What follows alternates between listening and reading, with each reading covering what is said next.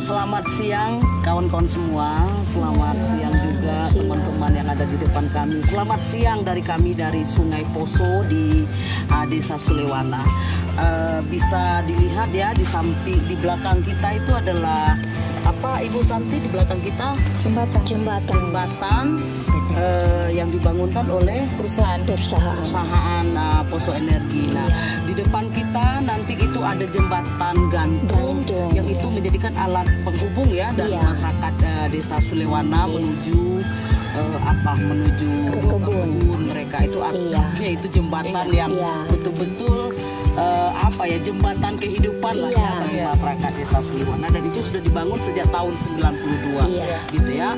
Walaupun jembatan itu kondisinya seperti itu, tapi saya yakin sekali nilai sejarahnya luar biasa itu ya, bagi tentu saja bagi masyarakat di Desa Sulewana gitu kan. Cantik belum tentu penuh makna bagi kita ya, tapi jelek itu disitulah sejarahnya terkumpul gitu ya. Nah, bersiang ini telah hadir bersama kita Ibu Santi dari Desa Tampe Madoro. Ada juga kawan Nia Sudin, Ketua BEK SP Sinturaya. Ada Ibu Malvin, Ibu Malvin dari Desa Sulewana. Kemudian di sebelah sana Nona yang cantik ada Ibu Esther dari Desa Saujo. Begitu ya. Jadi siang ini kita berbincang-bincang begitu berkaitan dengan bagaimana kawan-kawan melihat ya yang sudah terjadi di Sungai Poso atau di Danau Poso, yang saya yakin karena ini danau terbesar ya, kalau saya tidak salah danau terbesar ketiga di Indonesia ya. Tentu saja kesejarahannya luar biasa. Bagaimana danau itu memberikan kehidupan yang luar biasa tentu saja untuk masyarakat Poso, masyarakat Tentena di sekitarnya. Nah, tentu saja di Danau Poso itu mengalir banyak sungai-sungai yang juga memberikan penghidupan kepada masyarakat. Salah satunya adalah Sungai Poso yang melintasi hampir semua desa di sini ya, mungkin sampai Poso. Nah, saya ingin dengar cerita dari satu-satu dulu ya, dari Bu Esther. Bagaimana kenangan manis Bu Esther berkaitan dengan Sungai Poso ini? Bisa cerita mungkin waktu kecil saya mencebur-cebur atau bagaimana? Ya, kalau yang sebelum PT Poso Energi datang ke Sungai Poso, kami masih bisa mandi bersama semua teman-teman yang ada di kampung. Kalau hari Minggu semua kami kayak rekreasi begitulah. Nah, tapi sekarang mau cuci kaki saja tidak berani. Karena yang dulu dalamnya setinggi lutut, tapi sekarang sedalam 15 meter. Siapa lagi yang berani mau mandi? Mau turun saja pakai perahu harus hati-hati. Turun dari batu-batu harus kaki langsung ke perahu. Kalau tidak jatuh. Karena tidak ada lagi tempat berpijat di pinggir sungai itu, tidak ada, semua sudah dikeruk. Batu-batu juga sudah dikeruk. Jadi susah untuk mau bilang sekarang kita harus mau rekreasi lagi di pinggir sungai, tidak akan pernah ada lagi itu. Oke. Berarti dulu itu rekreasi itu menjadi satu hiburan bagi masyarakat yang merekatkan rasa kebersamaan satu dengan yang lain. Mandi bersama semua. Makan-makan mau opa dia, mau siapa dia, tua muda mandi di situ. Ada waktunya bulan November. Semua hari Minggu itu dikhususkan habis gereja pasti semua mandi-mandi. Rame-rame lah. Tapi sekarang siapa lagi yang mau pergi? Mau turun cuci kaki saja takut. Karena tidak dilihat lagi mau di mana mau berpijat. Nah, itulah yang menarik sekarang. Walaupun dia sungai, walaupun dia air, tapi satu hal yang menarik yang saya tangkap dari Bu Esther adalah sungai itu adalah tempat berpijak. Berpijak itu adalah penyokong kehidupan kita, luar biasa. Saya mau dengar juga cerita dari Ibu Malvin. Bagaimana kenangan masa kecil bersama Danau Poso dan Sungai Poso. Apa yang Bu Malvin rasanya tidak ingin kehilangan Sungai Poso yang dahulu? Ya, terima kasih. Saya Ibu Malvin yang berasal dari daerah Sulewana. yang sekarang kita tempati sebagai tempat kita duduk untuk santai, saling memberi solusi, memberi pengalaman yang selama ini yang kami hadapi. Kalau kami di Sulewana sangat-sangat terharu dunia sekarang. Karena kalau dari awalnya desa kami ini punya kenangan yang indah, manis, udaranya sangat sejuk, sangat bagus suasananya. Kuala Posonya kami tempati sebagai tempat kami mandi, kami pakai makan, minum, kami pakai bermacam-macam bisa. Kami beraktivitas di Kuala Poso. Kuala Poso ini ya? Iya, Kuala Poso ini. Sungai. Poso bilang Kuala. Iya, Kuala. Bukan Kuala tapi Kuala. Nah, jadi selama masuknya PT Poso Energi, mungkin bagi kami masyarakat ada juga bagusnya. Kami rasakan karena punya potensi yang luar biasa karena perkembangan adanya PLT Poso Energi di tempat ini. Tapi di sisi itu juga banyak merugikan masyarakat. Selama ini yang kami rasa Kuala Poso kami tidak bisa aktivitas lagi. Anak-anak saja tidak pernah mandi di Kuala Poso. Kami tidak pernah lagi memakainya seperti yang dulu. Kemudian Kuala Poso ini sekarang merusak kami masyarakat yang ada karena dampak pinggiran Kuala Poso tidak dipergunakan lagi. Kemudian airnya sudah tercampur bermacam-macam. Sudah ada oli, sudah ada apa semua. Tapi demi kebutuhan kami masyarakat, sampai sekarang kami terus memakai air tersebut. Kami tetap memakai air. Pakai air Iya, untuk kami tetap pakai mencuci, mandi, minum saja masih ada masyarakat. pakai sungai. Iya, yang pakai ini. Minum saja yang kalau memang yang tidak mampu beli galon apa, tetap memakai Kuala Poso ini yang kotor. Jadi benar-benar dampaknya ini yang kami terima di Desa Sulewana ini cukup luar biasa. Dan kami terus berupaya kepada pihak PT Poso Energi untuk mencari jalan keluar. Apa yang masyarakat inginkan itu, dorang harus memperhatikan kami. Tapi sampai sekarang tidak ada respon. Oke, belum Iya. ada respon ya. Iya. Poinnya yang saya tangkap tadi itu, walaupun ini memberikan pembangunan infrastruktur mungkin yang Iya. baik ya, artinya ada kemajuan dan sebagainya. Iya. Tapi jauh di balik itu kerugian yang dialami oleh masyarakat Sulewana Iya. jauh lebih besar Iya. dari nilai yang dibangunkan. Iya. itu. Hampir sama dengan Ibu Esther tadi sampaikan bahwa yang juga dihilangkan oleh pembangunan Iya. ini adalah bagaimana guyup masyarakat. Iya. Itu kan soal akar kita ya dengan situasi di sini. Saya juga takjub ya, sungai yang besar ini adalah dijadikan tempat mandi-mandi wisata dan sebagainya, Iya. dan itu semakin merekatkan kita ya. Jadi dengan kita dengar dulu cerita dari Bu Santi dari Tampe Madoro. Saya tidak tahu di Tampe Madoro ada dilewatin sungai Ada. ini juga. Ada. Bagaimana Bu Santi kenangan, mungkin punya kenangan ini dengan Iya, kalau saya punya kenangan banyak sih. Cuman tadi teman-teman Ibu Esther sama Ibu Malvin sudah cerita banyak tentang Sungai Poso. Kalau saya sih fokusnya ke habitat yang dihilangkan seperti sidat. Dulu saya ingat sekali. sidat. Iya, sidat. Oke. Kalau orang sini bilang masapi. Masapi. Iya, bahasa daerahnya masapi. Apa itu? Ikan Ikan sidat. sogili. Iya.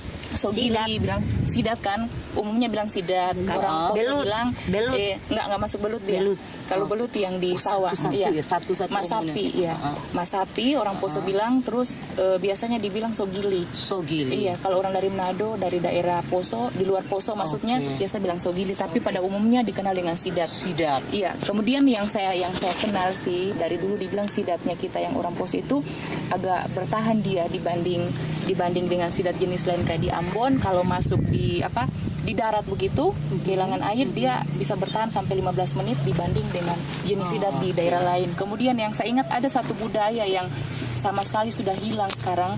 Kakek saya tuh ada namanya orang Poso bilang dulu panjui.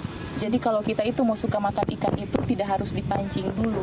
Panjui. Iya, panjui namanya. Jadi Panjui. dipanggil, ada adatnya dibuat, kemudian ikannya itu mendatangi yang manggil itu, tapi yang bikinnya itu harus laki-laki, bukan yang perempuan.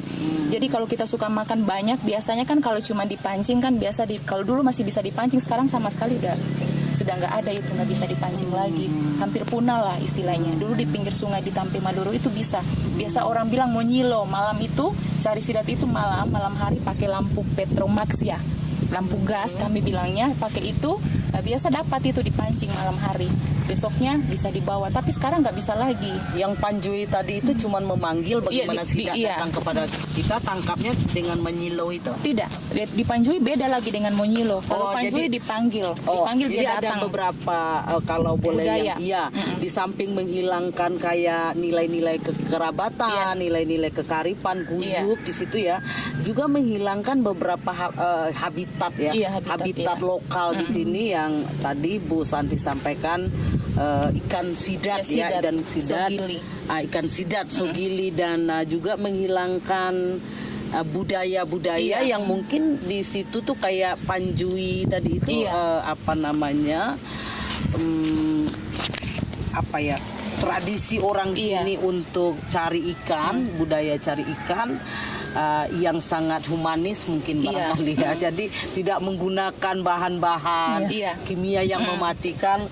Panggil datang, kira-kira lihat lu kamu sudah besar belum, kamu sudah bisa dimakan belum, lalu dipilih seperti itu ya. Kalau datang biasanya kan ada yang besar, ada yang kecil. Yang kecil dilepas lagi, yang itu besar maksud saya. diambil. Yang besar. Terus ada juga kayak budaya bikin wayang masapi, penangkaran ikan kayak begini. Kayak di depan Iya. Oke. Tapi sekarang sudah hilang sama sekali. Biar kita buat penangkaran, dapat di mana lagi sidatnya, nggak ada yang masuk lagi karena hampir punah. Saya tidak mengatakan punah 100%, tapi untuk dapat yang besar sekarang agak sulit. Sudah ini ya. Iya. Dan sidat itu dia ada di sungai-sungai yang dalam kah, atau memang harus yang seperti tadi Bu Malvin ceritakan, yang selutut, yang Selutut dulu dapat, tapi sekarang nggak lagi.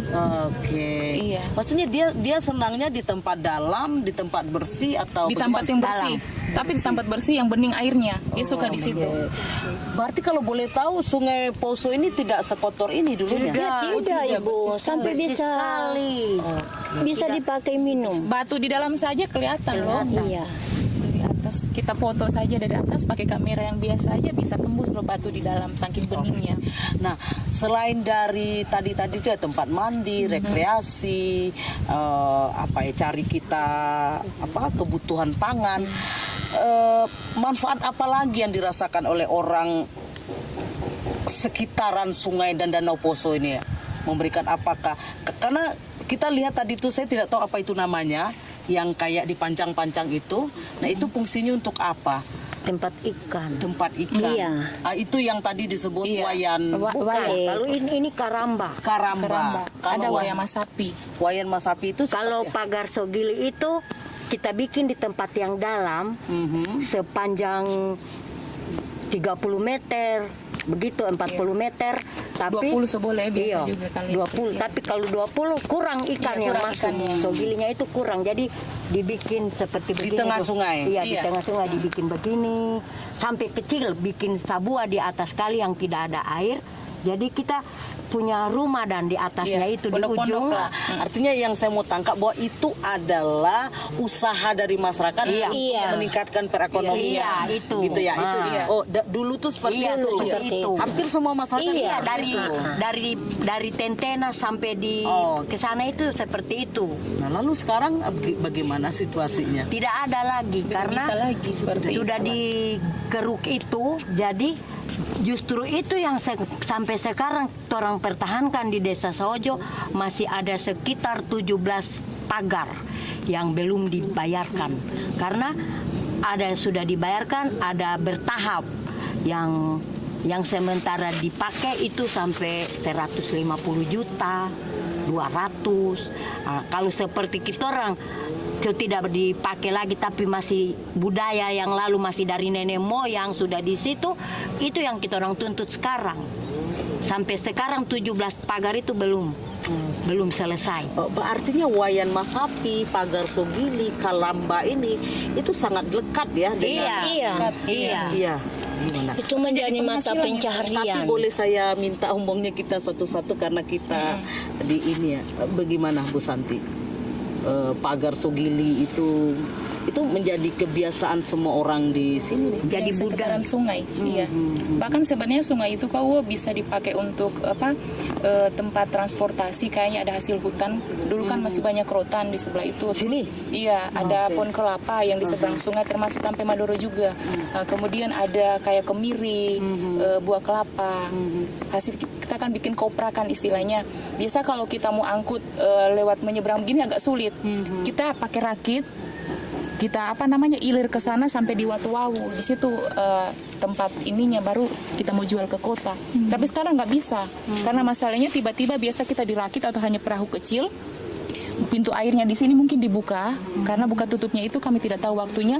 Bisa ini terbalik perahunya kalau kita mau ke sana. Jadi itu juga jadi kendala sekarang. Jadi masyarakat ya sudah sangat sulit untuk bawa hasil dari kebun mereka yang di seberang sungai. Mungkin juga Sulewana mengalami seperti itu yang di seberang. Bagaimana Ibu Malvin? Wow. Kalau soal pinggiran ini memang bagi Desa Sulewana kayaknya sudah sulit. Mau ke kebun saja sudah sulit untuk menyeberang. Contohnya ini jembatan kami ini mau dan tidak mau dipaksa oleh masyarakat lewat. Oh iya. Karena untuk mencari kebutuhan dari perusahaan, rupanya dorang ini karena ini tanah di pinggiran sebelah ini ada belum dibayarkan. Nih, yang kita duduk ini. Ini lokasi ini. Tapi sudah diincar oleh perusahaan. Iya. Sudah. Nah, cuman lalu dari perusahaan ini dulu minta ini jembatan mau dipindah, tapi maunya masyarakat jangan dipindah, tetap dibuat di situ. Cuma mau diperbaiki dan. Tapi pihak perusahaan mereka juga tidak terima. Jadi kegiatannya mereka ini stop di bagian pinggiran ini. Cuma memang sekarang tinggal yang kuat hati yang mau lewat di jembatan. Semuanya sudah jantungan. mau putar naik motor. Kalau mau ke aktivitas ke kebun, semuanya naik motor.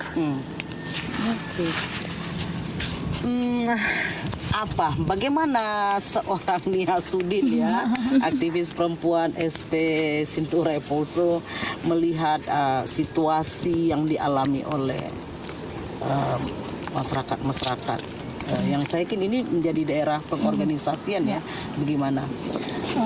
Kalau menurut pandangan kami sebagai aktivis di Poso gitu, melihat situasi perempuan yang ada di Poso ini sangat menyedihkan gitu.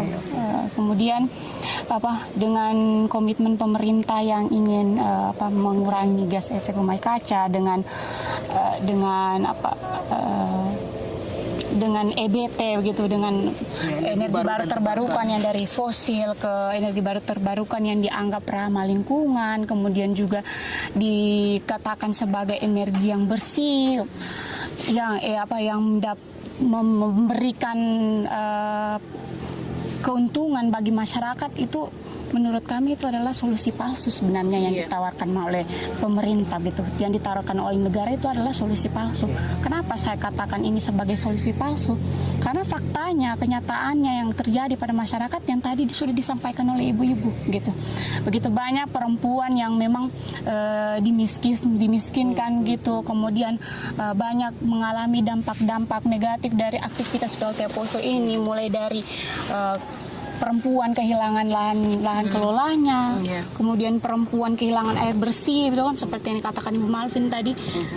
Tapi karena mereka tidak punya biaya untuk membeli air, terpaksa kan mereka harus menggunakan air kotor ini kan. Yang di samping itu juga memberikan dampak negatif bagi mereka gitu. Gangguan kesehatan, gangguan produksi itu kan sangat berbahaya gitu bagi perempuan. Ditambah lagi kehilangan warisan budaya gitu, yang tadinya perempuan bisa saling mengakrabkan satu sama lain, saling mengayomi gitu. Tapi ketika hadirnya PLTA ini kan semua menghancurkan gitu, baik lingkungan, ekosistem gitu kan. Itu sebenarnya kan kalau dilihat sebenarnya negara ini hanya memberikan solusi yang berbasis pada kepentingan pasar gitu. Kepentingan pasar, kepentingan negara-negara industri gitu, melanggengkan dominasi ekonomi terhadap, karena yang didominasi ini siapa? Masyarakat gitu, perempuan gitu. Itu kan sebenarnya negara itu kan seharusnya menjamin gitu hak-hak masyarakat, hak-hak perempuan gitu, keberlanjutan ekologi. Sebenarnya itu kan harus menjamin, negara itu menjamin gitu, bukannya malah memberikan solusi-solusi palsu dengan surga-surga telinga gitu. Kalau orang patende, kalau orang Poso bilang patende. Ini kalau ada PLTA listrik gratis gitu kan, listrik gratis, lapangan pekerjaan terbuka gitu. Tapi pada kenyataannya kan tidak seperti itu. Dengan luar biasa memang ini surga-surga telinganya negara ini, surga-surga telinganya pemerintah ini. Oke, kalau Ibu saya mau tanya ke Ibu Malvin ya. Tahun berapa ini dimulai ini aktivitas begini Desa Sulewana? Karena saya lihat ke Poso 1 itu di sini ya, Poso 1 itu. Tahun berapa? Kebebasan lahan 2005 ya? 2004 sudah mulai. 2004 sudah mulai nih. Iya, 2005 sudah mulai. Memang pintu masuknya awalnya lalu dari Huk ini sudah. Dari bagian sini yang dikelola pertama lalu. Sini. Iya. Kawasan yang kita dudukin ini. Iya. Itu yang ini memang hutan lalu ini, hutan. Hutan besar seperti itu. Ini semua pinggiran sungai ini semua hutan, bekas-bekas kebunnya masyarakat. Baru di pinggirannya Kuala Poso itu sudah itu tempat bikin itu wayang sapi tadi dan. Panjang sini. Di bagian sini. Saya mau lanjut Ibu. Terus dengan PLTA ini sudah merugikan masyarakat, terutama yang merasakan kami sendiri, Ibu Malvin. Dengan bencana sekarang kami menerima rumah sudah terdampak. Rumah kami, tempat tinggal kami tadi di sana sudah terdampak luar biasa itu. Itu karena apa Ibu terdampak? Itu karena pinggiran sungai. Karena ini air ini kalau dari atas dia perubahannya dan naik turun. Nah, jadi kalau dia naik, jadi itu tanah yang di pinggiran karena sudah tidak ada lagi hutan. Jadi makanya tanah di bagian rumah kami itu terkikis sampai sudah berapa tahun ini. Jadi rumah kami saja sudah rubuh DP tanah dan DP lantai. Jadi kami sangat butuhkan ini keprihatinan dari pemerintah. Bu Mafin sendiri waktu Poso Energi ini datang, itu pernah ikut nggak ini kayak macam orang ada kumpul-kumpul gitu ya, sosialisasi dan sebagainya? Gimana nih dengan masyarakat? Pada siapa nih dulu si perusahaan ini datang? Kalau itu penjelasannya bisa dijelaskan, tapi ya masih kurang ya. Memang pertamanya ini masuk dulu karena pergantian kades. Kalau sebenarnya kalau memang ada kesepakatan bermusyawarah masyarakat dengan antara masyarakat dengan perusahaan, mungkin tidak akan diizinkan. Tapi masyarakat tahu kalau ini untuk proyek listrik sebesar ini. Gimana Iya, itu dulu- penjelasannya kepada masyarakat? Dulunya itu waktu perusahaan ini datang macam rahasia dan belum terbuka mesti luas begini. Bangun kecil. Dorang juga tidak terbuka dengan masyarakat. Nanti dorang beli tanah sekian hektar. Tapi tidak dikasih tahu untuk apa?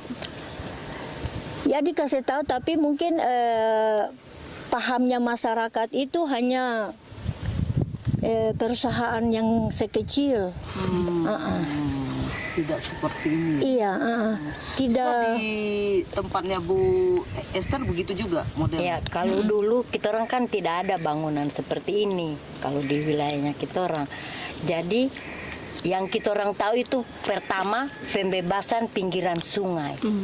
Jadi waktu datang itu dibilang pembebasan di pinggiran sungai itu, kami pikir tidak akan seperti sekarang ini, mau ada jalan raya.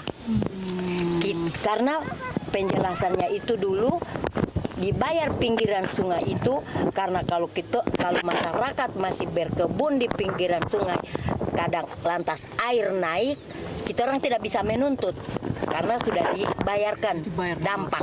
Nah, jadi kami pikir itu dampak itu tidak akan dimiliki oleh perusahaan pinggiran sungai itu. Tanah yang seperti ini tidak akan dimiliki perusahaan. Setelah berapa tahun berjalan, digusur, dijadikan jalan tembus ke Tentena. Nah, baru tak buka mata. Oh, ternyata dibayar lalu itu dorang punya, bukan kita orang punya, selebar 15 meter dari pinggiran sungai. Iya.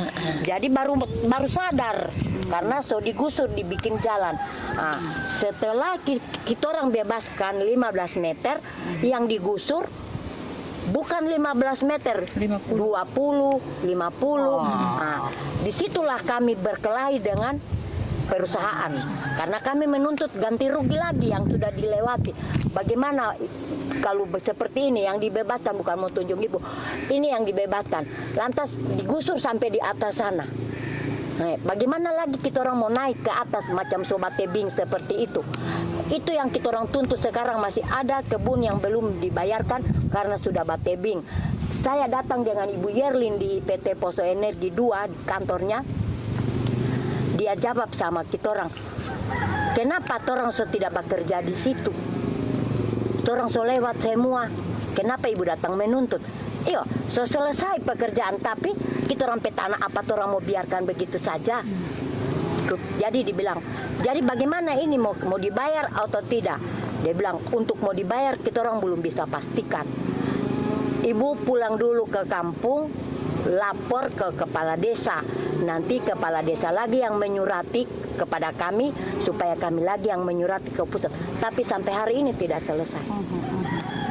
Nah, artinya ketika perusahaan mau mengambil ini ya, pasti nih ya banyak bercerita dengan Ibu.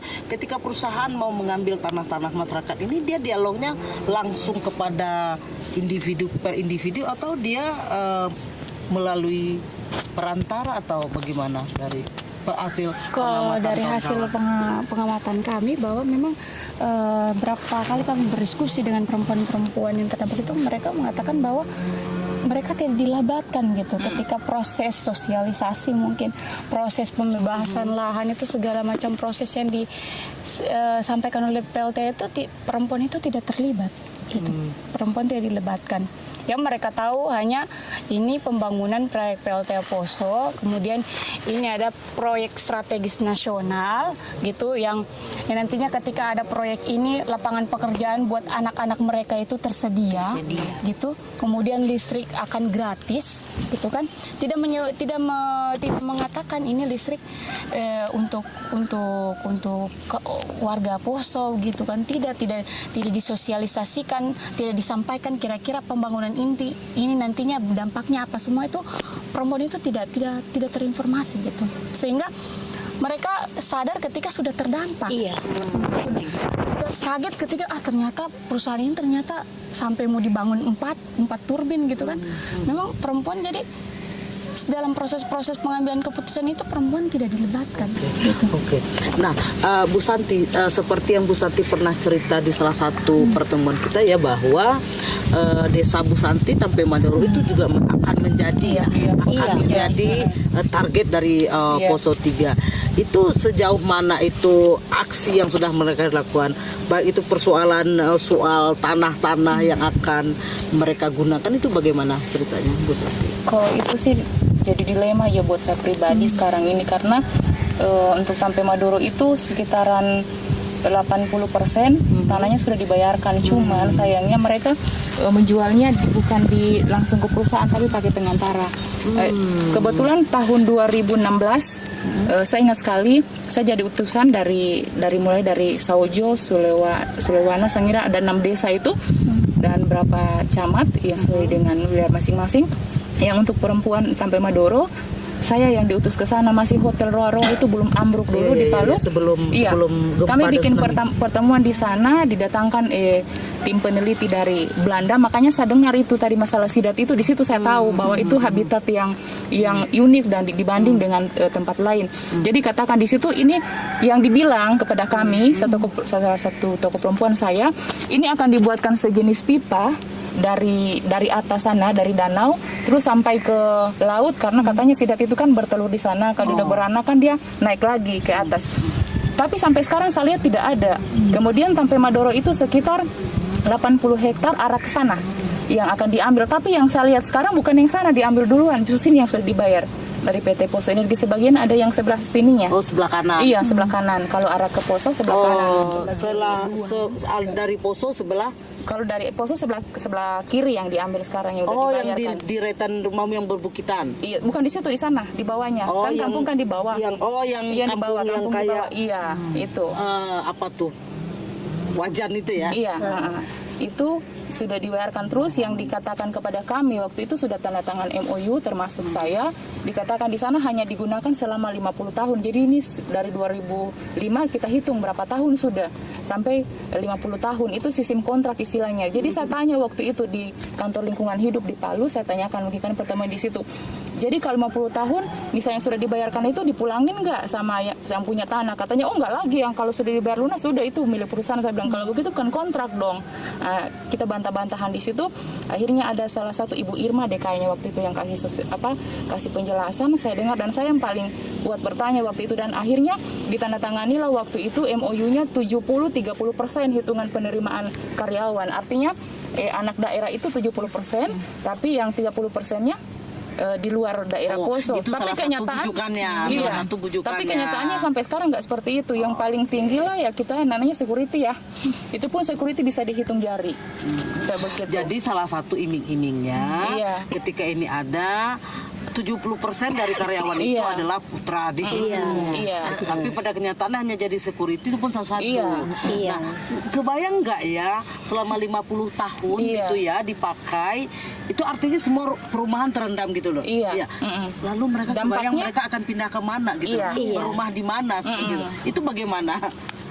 Iya, makanya sekarang kan jadi seperti saya katakan dari awal itu jadi dilema. Kita bingung kita mau berbuat apa. Terus kita juga di desa kan karena mungkin kurangnya sosialisasi itu, ketidaktahuan dari masyarakat khususnya perempuan itu sendiri, ya iya saja. Apalagi dengan kebutuhan ya boleh seperti Bu Malvin katakan, kita mau kebun aja karena sudah dibayarkan sudah tidak ada, terpaksa kita jual lagi yang di sebelahnya karena mau biaya anak sekolah dan lain sebagainya. Kemudian ketika kami itu jadi masalah juga di sana, termasuk saya juga berpikir dengan teman-teman dari SP, termasuk Asrin, kita biasa bilang begini, mau dikemanakan kita punya generasi ke depan, dan kan tanah kami sudah diambil. Nah, udah gitu katanya, kalau misalnya kita ya masyarakat yang ke sana ke pemerintah desa, contohnya, oh tidak boleh di sertifikat itu kawasan loh. Tapi ntar ketika keluar Prona, yang tadi itu yang kami mau sertifikat, katanya bukan ini lagi, bukan kawasan lagi, tapi tanya, punya siapa? Nanti dilihat sertifikatnya yang keluar, nama siapa gitu, yang bukan orang desa lagi. Kemudian kalau kita urus bikin SKPT-nya dong, bikin apa, SPOP-nya itu gitu ya, kalau mau ke itu, ke pajak. Dalam gini, oh ini tidak boleh karena ini kawasan begini, ini petanya dikasih lihat. Tapi setelah keluar Prona kayak kemarin, banyak sekali terbit sertifikat. Yang sempat saya lihat sertifikat kemarin 3, saya tanya sama Sekdes, dia jadi Sekdes kayak miscommunication dengan saya gara-gara saya tanya itu. Saya bilang, kenapa itu orang luar bisa dapat 3? Saya punya saya di belakang rumah cuma 6 meter dari rumah, katanya kawasan. Dia nggak bisa ngomong, cuman karena mungkin dia agak tersinggung ya, jadi bertolak belakang deh. Itu jadi kendalanya kami. Ketika kami bersuara, pasti kita di ini.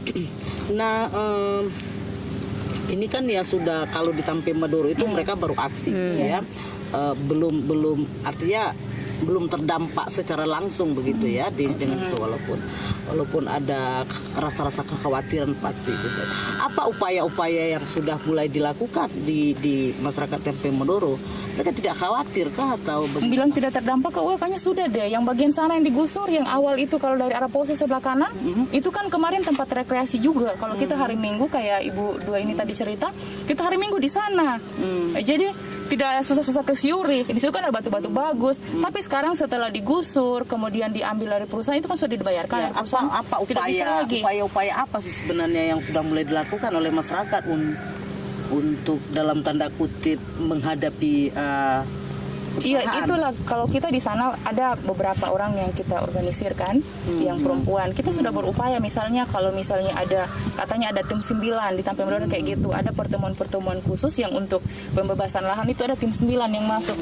Baru kalau orang-orang kayak kita yang suka ngomong, yang suka aksi kayak gitu, pasti kita nggak dilibatkan. Tapi saya biasa dengar pengumuman kan nama ini kita pertemuan sama tim 9, saya ikut saja di sana. Jadi kita bertanya biasanya cuma iyo sabar nanti itu bahasanya selalu. Artinya yang baru dilakukan oleh masyarakat, terutama kalau cari-cari Bu Santi adalah kelompok-kelompok perempuan ya. Bagaimana kemudian mengajak perempuan-perempuan lain untuk berbincang lah ya soal situasi seperti ini.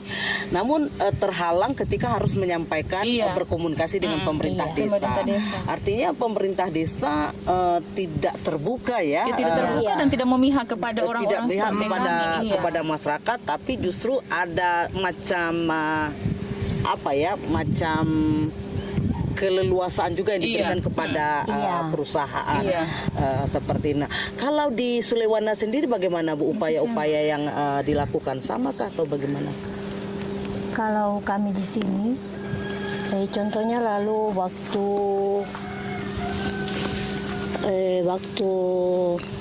untuk pembayaran Karamba, di sini tempat sabuannya masyarakat, tempat berkumpul sudah dibongkar. Nah, jadi di situ ada penilaian dari kami masyarakat antara pemerintah desa dengan pihak perusahaan.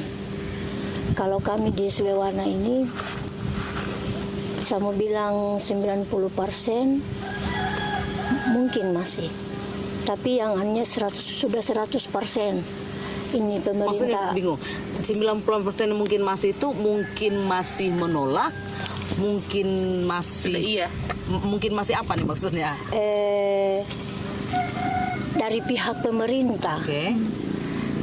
Pemerintah kami tidak mensupport pihak masyarakat. Tidak mendukung. Tidak maksudnya mendukung. Tidak mendukung pihak masyarakat. Oke.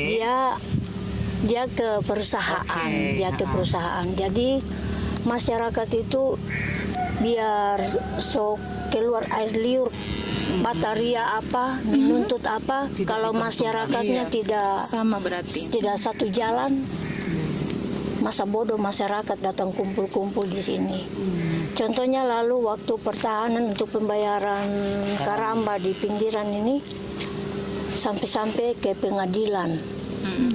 Nah, cuman masyarakat saja yang sibuk dengan memakai pengacara. Ya, kalau pengacara ini istilahnya mereka itu kan dibayarkan oleh masyarakat supaya mereka bisa maju ke pengadilan. Berarti upaya dari masyarakat ini membangun kekuatan bersama, iya. bahkan sampai sewa pengacara. Iya, Tapi sewa. sampai sekarang tidak ada hasil. Tidak ada hasil. Oke. Tidak ada hasil. Kalau di Saojo, Seperti sama juga waktu kita orang kan pergantian kepala desa. Yang kepala desa pertama yang tangani pertama ini pagar apa semua ini sudah diganti lagi dengan yang baru. Nah, waktu masih baru, masih panas-panasnya dia jadi baru berapa bulan jadi kepala desa, orang semangat. Balia dia bagus tolong pilih dia. Dia dukung kita orang, bukan yang seperti yang dulu. Padahal yang dulu itu ipar saya. Tapi 100 hari kerja kan?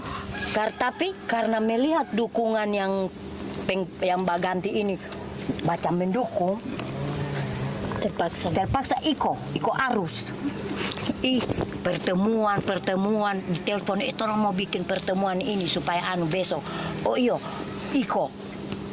Sekarang minggu yang lalu hari Rabu barang mamsiane pekerja bakti tak Rabu. Hari Senin lalu, ini hari Senin lagi. Hari Senin lalu saya ketemu dengan yang sponsor kita orang ini. Yang orang percayakan dia yang mau ke Palu, mau ke Poso dia, yang mau ketemu bupati, ketemu gubernur. Setelah orang kerja bakti, pas dia minta kopi di rumah. Saya tanya, saya bilang begini, bagaimana kita orang punya ini so dingin? Ini masalah orang pagar so gili. Kok dia bilang begini, begini Jo, kita orang so tidak bisa mau bersuara lagi karena saya lihat itu kepala desa macam so disogo. Macam so disogo. Jadi bagaimana jalan keluar untuk kita orang dan yang kita orang 17 orang ini? Dia bilang, saya pernah ke Poso Energi sama Ibu Irma. Ibu Irma bilang, boleh dorang bayar tapi hanya 2 juta. Saya bilang, bagaimana mau 2 juta? Yang lalu-lalu ratusan juta. Kong sekarang mau 2 juta. Kamu kira orang gila uang? Kita orang bukan minta uang, tapi orang menuntut budaya yang sudah dihilangkan. Masa budayanya kita orang cuma orang mau jual 2 juta? Saya bilang begitu sama dia. Kong saya bilang begini, ada jalan keluar. Saya punya anak bilang, tidak usah Jo, dipusing mau bayar dengan tidak. Yang penting berkas siap kita orang punya yang orang mau sodorkan nanti. Sampai anak bilang karena sampai anak kerja di situ tuh security. Jadi dia bilang sabar Jo, tahun 2026 umur panjang, kamu 17 orang ini yang tidak dibayarkan bikin pagar Sogili kembali. Karena itu sungai, dorang tidak akan pusing lagi dengan sungai yang barangkali dorang mau gusur lagi, dorang so mau pindah di Tampe Madoro. Dengan Pandiri. Jadi Habis. itu pasir yang dari atas tidak mungkin mau badiam terus di sana. Pasti dia mengalir lagi ke Sungai Poso yang ada di sekitar Saojo. Tapi itu kan kekuasaan Tuhan ya. Iya. 2026. Lalu 2000 sekarang sampai 2006 masyarakat akan seperti apa? Nah, kalau dari Bu Esther tadi yang saya tangkap yang sampai sekarang ya, kalau kita berbicara bagaimana keberpihakan pemerintah desa sama saja tidak memberikan keberpihakan kepada masyarakat. Artinya masyarakat pemerintah tidak hadir. Membutuhkan. Tadi yang dia bilang harusnya kau bertanggung jawab dong ya. Pemenuhan, tapi masyarakat tidak adil. Nah, untuk selanjutnya saya ingin bincang dengan ini ya, berkaitan soal energi baru dan terbarukan. Karena salah satu juga yang menjadi landasan kuat kenapa ini Poso PLTA ini dibangun kan karena ada transisi energi dari energi fosil kepada energi baru dan terbarukan. Artinya mereka menganggap bahwa ini adalah ramah lingkungan, ada menjaga ekologis gitu ya, macam solusi baik-baik lah ya, tidak akan berdampak terhadap perubahan iklim, pemanasan global gitu ya. Dalam pandangan Ibu Santi dulu, bagaimana? Kalau pandangan saya ini bukan solusi ya. Bukan solusi. Energi fosil ke energi baru terbarukan. Tapi ini kayaknya kayak Ibu Nia bilang tadi palsu. Kenapa saya katakan palsu? Memang kenyataannya seperti itu. Dia, katanya ramah lingkungan. Buktinya kayak Ibu Malvin kalau misalnya nggak punya uang, nggak bisa beli air kemasan itu, ya dampaknya ke perempuan juga, kesehatan. Makanya sekarang jangan heran ada yang bilang sakit apa dia, yang tidak biasa didengar-dengar, sakit aneh-aneh lah. Tapi bawahnya nanti bilang, iya kita kan lagi ada COVID apa semua. Padahal penyakit yang tidak biasa jadi ini. Kayak kulit, apalagi perempuan ini saya paling takut kalau misalnya kan kita buang air besar atau bersih, apalagi kita kan reproduksinya kita kayak gimana, misalnya masih haid begitu kita cuci, kalau pakai yang kena oli begini, coba kita teliti dari segi kesehatan. Oli itu kan berdampak yang tidak baik. Kita saja pakai pembalut yang salah saja kan bisa berdampak untuk alat vitalnya kita, khususnya perempuan. Jadi menurut saya itu palsu, yang dibilang Ibu Nia benar sekali, sangat-sangat palsu malah. Nia, ini menjawab tantangan ini nggak sih, menciptakan energi bersih menurutmu? Kan kalau fosil kan itu kita menambang, menghabiskan, merusak bentang alam, landscape dan sebagainya seperti itu ya. Lalu transisi energi nih ceritanya sekarang nih ya. Apakah itu akan menjawab nanti menurutmu bahwa akan ada pemulihan ekologi, pemulihan lingkungan dan bla bla bla, memberikan dampak kebaikan lainnya? Sebenarnya tidak menjawab. Tidak menjawab Sama sekali karena ya. nyatanya juga pembangunan ini kan juga sebenarnya adanya bendungan ini kan menyumbang emisi juga kan. Ya kan, menurut hasil kajian bahwa bendungan ini juga menghasilkan emisi gas metana yang memang menyumbang juga untuk krisis iklim. Apa bedanya dengan batu bara coba? Bentang alam juga berubah, danau dikeruk, gitu kan? Apa yang menjawab sebenarnya kan? Hanya beda nama saja sebenarnya. Batu bara ke area baru terbarukan. Iya, artinya ini kan katanya kan ini mencapai mencukupkan energi nih ya, energi banyak yang bermanfaat untuk masyarakat. Nah, lalu pertanyaan saya kepada ibu yang berdua ini, apakah sebelum ada Poso Energi ini kawan-kawan ibu-ibu semua sudah punya listrik tidak di rumah? Punya lah. Punya. Sudah, iya. Nah, kira-kira listrik yang akan dibangun di sini untuk siapakah kalau boleh tahu dari pendapat ibu-ibu? Untuk siapa nih? Karena aku punya listrik di rumah kan ya. Iya. Kecuali belum punya, mungkin bisa yang tadi Nia bilang dapat listrik gratis. Lalu ibu tahu nggak kemana ini listriknya kira-kira diberikan? Ke seluruh Sulawesi. Ke seluruh Sulawesi untuk Bisnis. untuk bisnis ya. Artinya untuk mencukupi bisnis orang se-Sulawesi harus korban lah ya orang-orang yang kira-kira adil nggak tuh ya? Nggak adil lah. Kalau begitu, saya ingin dengar dari Bu Esther apa ya himbauan Bu Esther lah, permintaan Bu Esther terhadap pemerintah berkaitan dengan situasi yang dialami oleh banyak perempuan di desa, Ibu Esther. Kalau menurut saya, apa permohonan apa yang ingin disampaikan kepada pemerintah? Pemerintah baik di desa, di kecamatan, di kabupaten, di provinsi, perhatikanlah kehidupan kami yang sudah bukan dirusak juga, tapi sudah jadi kacau dalam rumah maupun dalam keluarga. Setelah hadirnya ini PT Poso Energi ini, kami sepertinya tidak ada yang basudara. Karena masalah ini yang dulunya masih hutan tidak ada yang punya kan. Setelah ada hadir PT Poso Energi, semua bilang, oh saya punya oma punya dulu, saya punya opa dulu, saya punya nenek. Tetapi bagi kita orang yang tidak pernah meninggalkan kota Poso atau desa kami tidak mau diinjak-injak. Walaupun dia keluarga dekat dengan kami tidak mau. Karena kamu baru datang, kamu butuh uang, kita orang juga butuh uang. Nah, sekarang PT Poso Energi itu tidak memperhatikan kami yang rakyat kecil, yang rakyat miskin, tapi dorang lebih berpihak pada keluarga yang berduit. Seperti ada anggota dewan. Bahkan saya pernah berkelahi dengan anggota dewan di pinggiran sungai. Saya bilang, ngana baru lahir, saya duluan lahir. Toh? Jadi siapa yang lebih tahu, ngana punya atau orang punya? Nah, di situ saya berkelahi. Kalau dia bilang dia mau lapor saya di polisi karena dia anggota dewan. Saya bilang silakan lapor. Siapa yang mau menang, saya tidak membawa pengacara, tapi saya berpihak pada Tuhan. Kalau Tuhan yang mengizinkan, pasti saya yang milik. Oke, terima kasih Bu Esther. Kak, Ibu Malvin, apa permohonan Ibu yang ingin Ibu sampaikan kepada pemerintah terkait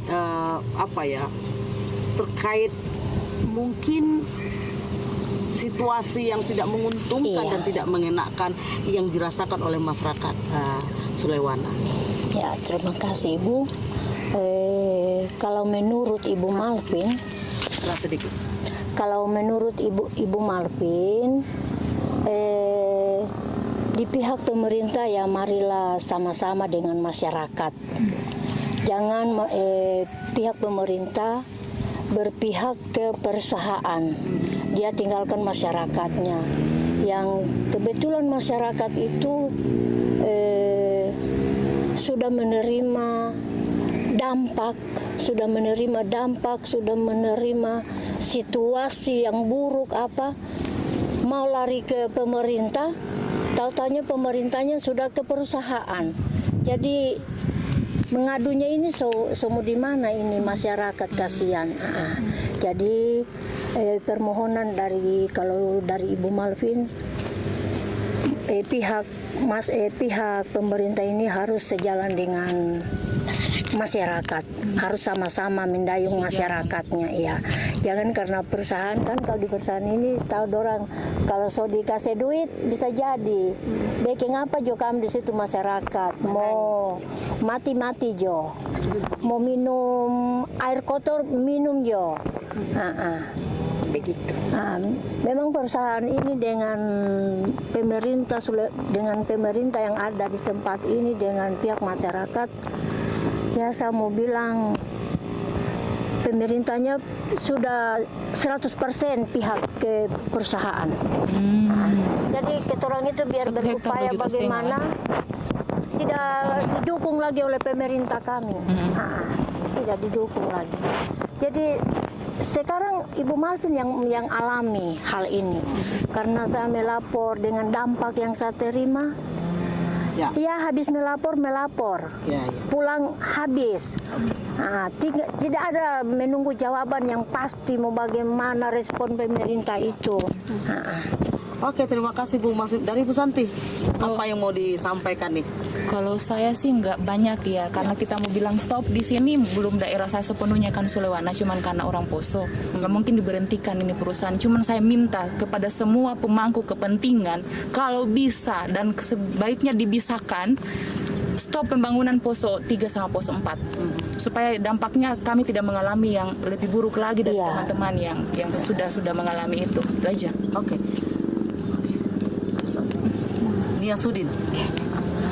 Oke, apa yang kami inginkan kepada pemerintah sebenarnya bagaimana pemerintah itu bisa menjamin hak-hak perempuan, hak-hak asasi manusia, hak-hak lingkungan hidup gitu. Dan seharusnya pemerintah itu memberikan solusi itu yang berprinsip pada kesetaraan, berprinsip pada keadilan gitu. Dan bagaimana juga memikirkan keberlanjutan ekologis yang ada di Kabupaten Poso itu. Dan bagaimana juga pemerintah itu harus terus melibatkan perempuan, karena sesungguhnya yang merasakan dampak yang sebenarnya itu adalah perempuan gitu. Yang mendapatkan, laki-laki pun mendapatkan dampak juga dari pembangunan PLT ini, tapi yang justru lebih merasakan itu adalah perempuan. Terima kasih ya.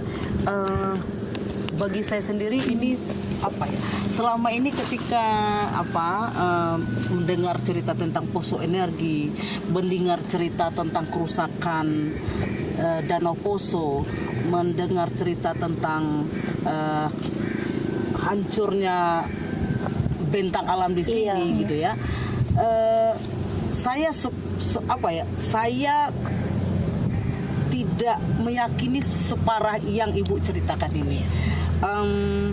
Dari perbincangan kita yang mungkin lebih dari 1 jam gitu ya, saya menarik kesimpulan bahwa pembangunan dari poso energi ini walaupun mungkin sedikit memberikan kemajuan, tapi di balik itu jauh menyengsarakan masyarakat. Masyarakat harus tercerabut dari akar-akar budayanya, masyarakat harus kehilangan warisan leluhurnya, masyarakat harus kehilangan sumber-sumber kehidupannya, masyarakat yang harus menanggung beban, terutama perempuan yang berdampak paling parah di dalam itu. Nah, saya pikir dari mendengar dari cerita kawan-kawan ini, berharap kepada pihak pemerintah yang tadi juga menyambung yang disampaikan oleh Ibu Santi ya, mari turunkan ambisi lah ya, turunkan ambisi untuk serakah mengeruk ini gitu lah ya. Karena sebenarnya Tuhan itu Maha Rahim dan Maha Rahman kalau kami meyakini sebagai orang Muslim. Dia ceritakan alam yang luas ini untuk kita manfaatkan sama-sama. Kita suruh dia berbagi sama-sama gitu. Dan bagaimana Tuhan juga dengan alam yang kaya ini, saya merasakan betul ini yang tadi Ibu tidak bisa membayangkan bagaimana dulu itu ya, luar biasanya kekaripan dan keguyupan masyarakat di sini. Habis pulang gereja, ayo kita mandi, itu suatu yang luar biasa gitu loh. Ya. Justru sekarang yang dianggap orang bahwa ini mensejahterakan ya, janji-janji kalau di istilah tadi janji-janji pemerintah ya, surga telinga. Tapi itu sudah menimbulkan berbagai konflik. Ya, Bu Esther tadi bilang di keluarga pun kita berkonflik jadinya. Ya. Nah, oleh sebab itu mudah-mudahan perbincangan kita ini bisa sedikit mengetuk hati para pengambil kebijakan untuk lebih membuka mata bahwa belum tentu semua pembangunan yang menurut kalian ini adalah mensejahterakan akan melahirkan kesejahteraan. Justru kemiskinan mungkin yang mengintai dari situ. Itu perbincangan kami dari bantaran Sungai Poso, Desa Suliwana. Terima kasih Ibu Santi, Nia, Ibu Malvin, Ibu Esther untuk perbincangan yang luar biasa. Teruslah bersemangat, kita yakin Tuhan akan bersama kita. Apapun itu yang terjadi, kita meyakini kita sebagai manusia, kita punya manfaat. Kita harus menjadi berkat ya. Tuhan, pakailah hidupku selagi aku masih kuat. Bila saatnya nanti ku tak berdaya lagi, hidup ini sudah jadi berkat. Terima kasih dari kami semua. Semoga Tuhan kasih berkat yang luar biasa terhadap kita. Tetap semangat ya, hidup perempuan. Hidup!